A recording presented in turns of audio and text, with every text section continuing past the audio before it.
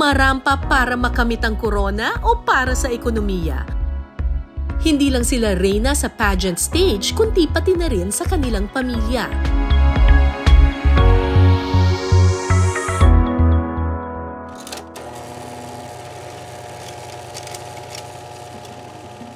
Kamakailan lang nag-viral ang video na ito na kuha sa isang gay beauty pageant. Isang veteranang kontesera ang nagkukwento ng kanyang karanasan sa audience.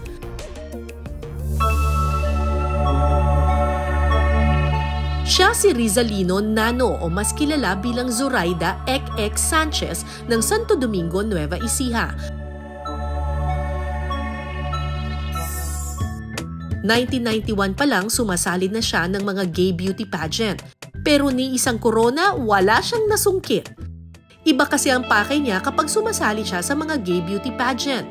Hindi ko po inahangad na nanalo. Alam ko naman po hindi ako nanalo, angat ko lang po sa kanya, sa mga tao. Sa totoo lang po, ang inahangad ko lang po, nanghingi ng pera kahit magkano, para nila po akong pantusto sa nanay ko po.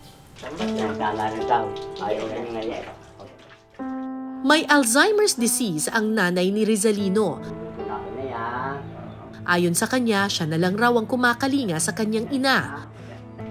Ang kanya kasing mga kapatid may sarili na raw pamilyang inaalagaan. Sa tuwing walang sasalihang contest, namamasura si Rizalino para may maipong pangkain at pambili ng gamot sa kanyang ina. Pagkala ako nakakuha ng pagkain, nagkakasal ako ng basura. Plastic, bote, saka mineral water ang hinahanap ko, saka pagkain. Pagka nakaipon ako at medyo malaki, dinadala ko sa kapatid ko sa Palawan. Nakadito ako ng 500, 400, dala ko na. Hindi ako nagkaroon sa iba. Madalas mangkapo sa pang-araw-araw, swerte pa rin may ilang tumutulong para makasali siya sa mga contest. Pero di ba mahal yung pagpapageant? Mahal yung pagpapageant kasi bibili ka pa ng gown mo.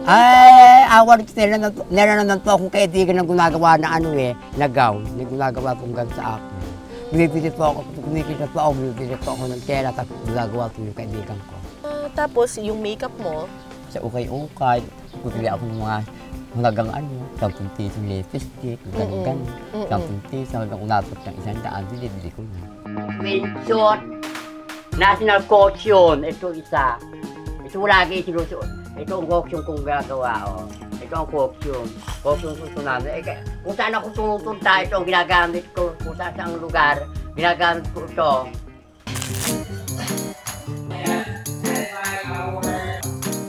Sinamahan namin si Rizalino sa isang contest sa Tarlac. Candidate number 1.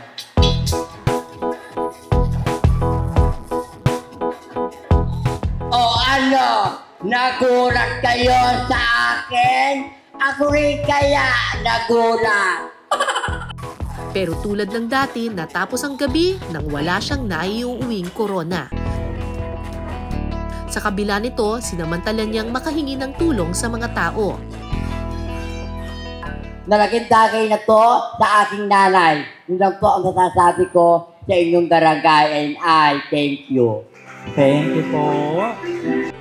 Kung si Rizalino hindi target ang corona, ibahin niyo si Jen, 31 years old. And again, my name is Jen. Call center agent sa umaga,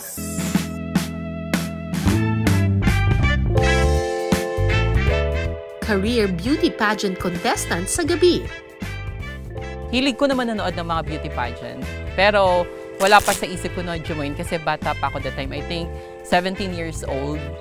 Then, pinush ako ng mga kaibigan ko. Sila yung nag-push akin na mag-join ng pageant na yun. Kasi, first time na mangyayari sa barangay namin na magkakaroon ng ganong ng Miss Gay. Nakakapagod man daw ang pagrampa, nagiging sulit ang bawat hirap kung masusungkit mo ang corona. Ang napanalunan ni Jen, Miss Feminine Look, Best in Swimsuit, Best in Casual Wear, Best in National Costume, People's Choice Award at sa kabuang karir niya bilang kontesera, nanalo na siya ng 7 title crowns. Para sa akin, parang ano siya parang title ka talaga.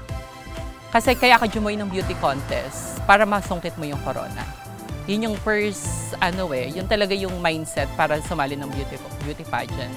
And then, pagka nasungkit mo yung corona, or kahit runner-up ka lang, malaking halaga na yun sa'yo bilang isang kontesera. Kaya rin talaga, kailangan i-push talaga lahat, gawin lahat para manalo.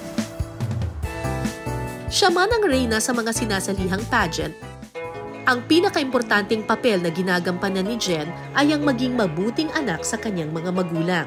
Si Jen ang breadwinner ng kanilang pamilya.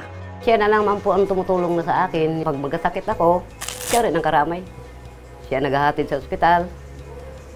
Siya ang pagdating dito sa mga gastusin. Kanya naman lahat yan Bayaran lahat ng bahay, kanya, kuryente, tubig. Walang permanenteng hanap buhay si Nanay Dolores, kaya para kahit papano ay makatulong kay Jen sa mga gastusin, rumarakit siya bilang manghihilot at masahista sa kanilang mga kapitbahay. Para mayroon din ako may itulong sa kanya, nakabili rin ako ng bigas, kahit yung may ko lang sa kanya ba, may maitulong lang. Para pang bili ng gamot, mga maintenance, mga ganun. Kaya naghihilot din ako, pero pag may tawag sa akin, andun ako. Hindi naman din sa araw-araw ako na mayroong hanap buhay. Pagkatapos ng duty ni Jen sa call center, siya naman ang nurse ng kanyang stepfather. 4 years na siyang na-stroke. Pangalawang stroke niya na yan Sa bahay kasi namin, ako, yung mama ko, tsaka yung stepdad ko. Nung time na wala pa akong trabaho, siya yung nagpaaral sa akin, siya yung sumuporta sa akin. Kaya nung na-stroke siya, parang gusto kong ibalik yung lahat nung hirap na ginawa niya nung time na malakas pa siya. Kasi nakita ko yung pagmamahal niya Pagmamahal niya hindi lang sa nanay ko, pati sa akin. Kasi kung ano yung gusto ko, na alam niyang tama naman para sa akin, supportado siya. Supportive stepdad siya. Mabigat, minsan naiisip ko, pag nakikita ko siya na nakahiga lang, hindi makatayo, parang minsan ini-imagine ko paano kaya kung ako yung nasa sitwasyon na yon. Parang sobrang hirap. Nasasaktan ako kasi nahihirapan siya. Nakikita ko siyang nahihirapan. Pero wala naman ako magawa. Kasi lahat naman na ginawa namin para sa kanya. So hanggat nandiyan pa siya, susuportahan ko, tutulungan ko, ibibigay ko lahat para rin sa kanya. Good evening and enjoy the show! Dahil sa suporta ng kanyang pamilya, 100% performance level si Jen sa bawat contest na kanyang sasalihan. Masaya ko po. Nakikita ko lalo kung nakukuha siya na nananalo na siya. Ibang tuwa ako. Sa lahat nga siya, kanya lahat. Kaya nung hawakan ko na yung mga flowers na ibinigay sa kanya, yung pera, tuwang-tuwa ako. Nakikita kong ganyan pala kasaya kung anak mo, di ba, sumasali sa mga pageant. Ginagawa ko siya hindi lang para sa sarili ko Hindi para makita ng ibang tao kung gaano ako kaganda sa stage, kung ano yung talent na meron ako. Ginagawa ko siya para sa pamilya ko. Kasi yung mapapanalunan mo doon, hindi lang para sa iyo yun para makatulong ka rin sa pamilya mo. Yung prize na makukuha mo doon, yun yung parang pangtawid nyo ng pang-araw-araw. Maluwag man sa kalooban ni Jen ang pagiging breadwinner ng kanyang pamilya, may mga pagkakataong nakararamdam din siya ng pagod at hirap. Pagdating na, sabi niya sa akin, nanay, masakit na itong katawan ko. Sabi niya, hilutin mo ko, nay. Siyempre, kawawa naman. Katulad niya, katulad nung papasok siya. Siyempre, alanganin oras. Sabihin niya sa akin, magpapagising ako ng ganiyang oras. Parang ayaw ko nang gisingin kung bakit. Naawa ko Diba? Na kunti lang ang tulog. Tapos papasok na naman, istubuhin ko pa sa tulog. Kailangan niyang ganap buhay. Kaya ginagising ko na lang. Kahit dabag na sa loob ko na, aawa ako. Nagsisikap ako sa trabaho kasi parang wala namang ibang aasahan Kasi parang hindi ka pwedeng sumuko. Hindi ka pwedeng magpahinga. Kasi pag sumuko ka, paano na yung umaasa sa'yo?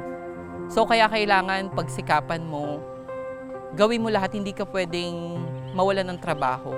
Lalo pag ikaw yung inaasahan ng pamilya mo. Sa bawat pagrampa, pagmamahal sa pamilya ang nagsisilbi nilang lakas at inspirasyon. Manalo man o matalo, para sa kanilang pamilya, sila ang tunay na reyna.